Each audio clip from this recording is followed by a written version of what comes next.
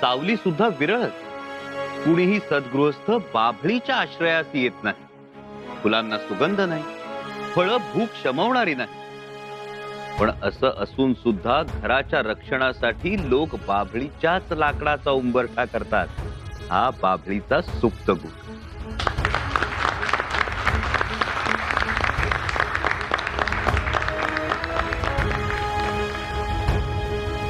अति सुंदर. सांगा युवराज, सांगा.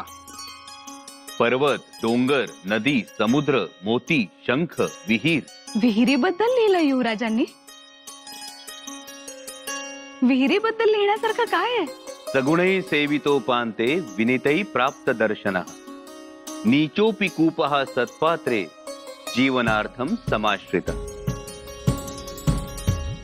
म्हणजे विहिरीची स्थिती ही खाली असते, ती पाण्यानं भरलेली असते. आपण सगुणाच्या दोरखंडाला भांड बांधून झुकतो, पण ते भांड सुद्धा नम्रतेने झुकलं तर पाण्याने भरतं. तहानलेल्याला पाणी मिळतं. म्हणूनच माणसानं कायम नम्र असावं. चैत्यम नाम गुणस्तवैव तदनु स्वाभाविकी स्वच्छता किं ब्रूमः शुचितां व्रजन्त्य शुचयः संगेन यस्यापरि किं वातः परमास्तुषे स्तुतिपरं संजीवनं जीवताम् त्वं च नीच पथेन गच्छसि पयम् कस्त्वा विरोधभूं क्षमा. म्हणजे संजीवनी देणाऱ्या जलराजा, तू अनेकांना जीवन देतो, पण तुझीच पातळी दिवसेंदिवस खाली खाली होत चाललेली आहे.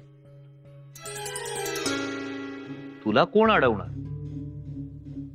आता आम्हीच तुला संजीवनी दिली पाहिजे. म्हणजे बंधारे बांधा, धरणं पाठ काढा असं तर शंभूराजांना म्हणायचं नाहीये ना?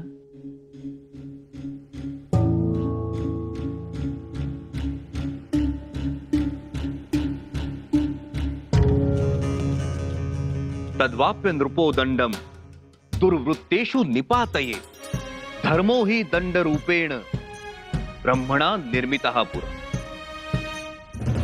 राजानं नेहमी दंडनीतीचा स्वीकार करून दुराचारी माणसांचा नायनाट करावा. मानव निर्मितीच्या जुन्या काळी दंडरूपी धर्माची निर्मिती केलेली आहे. ती आचरणात आणून अन्यायी लोकांना राजानं शिक्षा द्यावी.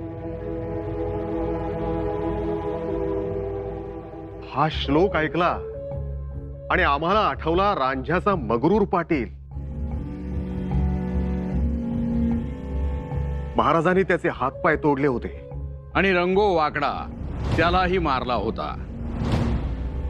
तेव्हा लहान होते शंभूराजे. त्यांच्या डोळ्या देखत दिलेली शिक्षा या श्लोकातही दिसते पहा.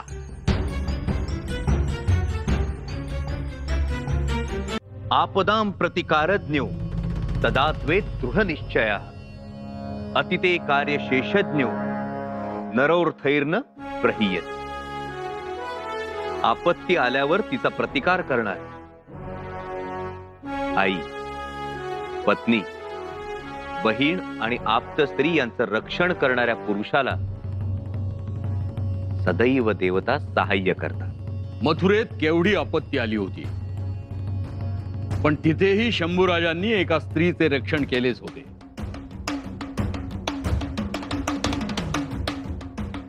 तसं म्हणतात.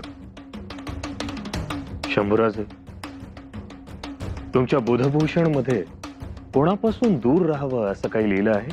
परान्नम परवस्त्रम च दूरतः परिवर्जये.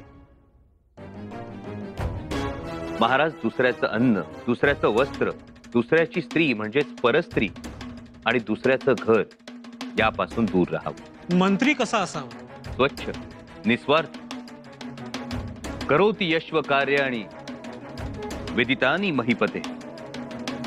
मंत्र्यांना जबाबदारीची जाणीव नसेल आणि स्वार्थ चिकटला असेल तर तो मंत्री राज्यही बुडवू शकतो. मनुष्याची परीक्षा कशी घ्यावी?